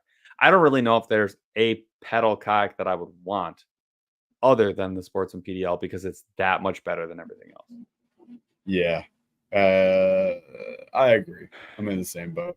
The only thing would be and I don't think you get one for $500 would be the Outback, the old Outback. I would do the old Outback. You might be able to do that. Yeah, you might find it. As long as it's not tournament rigged, you could probably get it. The 180, I would do the old one. Yeah. It's interesting. Just those cheaper pedal drives, and talk to any dealers. This is not just us. Like we've tried a few of them, but we know folks in the YouTube space that have tried them too, and they're like, I hate this drive, I hate that drive. Talk about raw fishing with the Vibe drive. And then we've talked to dealers, and they're like, we constantly get these back in. They break all the time. And that's where I'm like, well, I'm never going to like put that on the channel. I don't want to recommend it. And if you guys have one and you like it, awesome. If it hasn't broken on you, awesome. I mean, we used to hype up Hobie, and they broke on us all the time. So we hear you. I still hype up the 180. I would still hype the up 180 drive is great. the new Outback, and I would like to try Lynx. I'd be really interested to try Lynx. The Lynx has me intrigued, and then the Outback, like definitely. I'm down to get an Outback. The Outback would be sick. I think so. You know how fast that thing would be? That would be super fast. It's a lake boat only, though. You're not going in the river. I disagree. You can definitely go in the river, and a lot of people take it in the ocean. That's the ocean, I believe. Big ocean rig. A little longer. It's a little. You're not gonna feel as comfortable in the river as you are, unless it's a big river. A small river, I would absolutely rather be in a wider boat. I took my PA-14. Oh, a wider boat. Okay, you think it's the Outback is skinny? Yeah, it's much skinnier. Not that skinny. No, it's not. Like 32 inches. Dude, it's like a standard width for most kayaks. It's not. Hang on, I'm gonna get exactly what it is. I'm not letting you go out on this. Hobie Outback specs. The Mirage Outback. Blah blah blah. First of all, it's $3,700 new. So, well, that's the new one, yeah. That is the new one. It's not used or anything. It's got the 180 drive. Blah blah blah. Where are the dang specs? Stop lying to me. I don't think it's that narrow. Where are the friggin' specs? There you go. 34 inches. That's above standard width. That's a standard these days. That's a good beam on that thing, and it's gonna be stable as heck. It also has. It's a similar body, like tune style, just a narrowed down tune style to the PAs. It's like a skinny PA. Yeah, it's a PA. I mean, I would 100% there. But when I look for a river kayak, like now that I've been in the Shoaly, it's so hard to get in anything else. This is wider than the Shoaly, is it not? I'm sure it's not as fast paddle wise. Shoaly? Yeah. I think the Shoaly's 36. You think it's 30? Is it 36? I think so. Drew's not here anymore. He would just tell us. I'll just pull it up. I got it right here. The Shoaly is 34. It's the exact same width. There you go. Yeah, I would take the Shoaly all day in the river over anything. I like having pedals on the river, and I liked having my PA on the river. Yeah, I agree. I'd be down for an Outback. It depends on if you're going up or you are floating. Yeah. Yeah. I think either way I'd be comfortable. We've gone upriver in the PA-14. I'd prefer to have the pedals. Yeah. But if I'm going upriver, you have to have them. But if I'm floating, I'm probably taking the paddle kayak. 100%. All right. Let's we can go into a whole another episode on that. Yeah, that was fun though. All right. So let's roll out. Quick reminder to our members, if you guys are a member, if you want to be a member, check it out, join below. We're going to give away the Wilderness Systems Yak Attack Inflatable to somebody in North America. And that's going to happen on our Members Only Live, which will be October 8th. And you don't even need $500. You need $0. You just need to show up. Be a member, so you need that many dollars. And then next week we got Tackle Talk on the podcast. Thank you so much for hanging out with us again tonight. We appreciate all of you guys. You guys are fantastic, and we will see you next week. Chaz, take us out.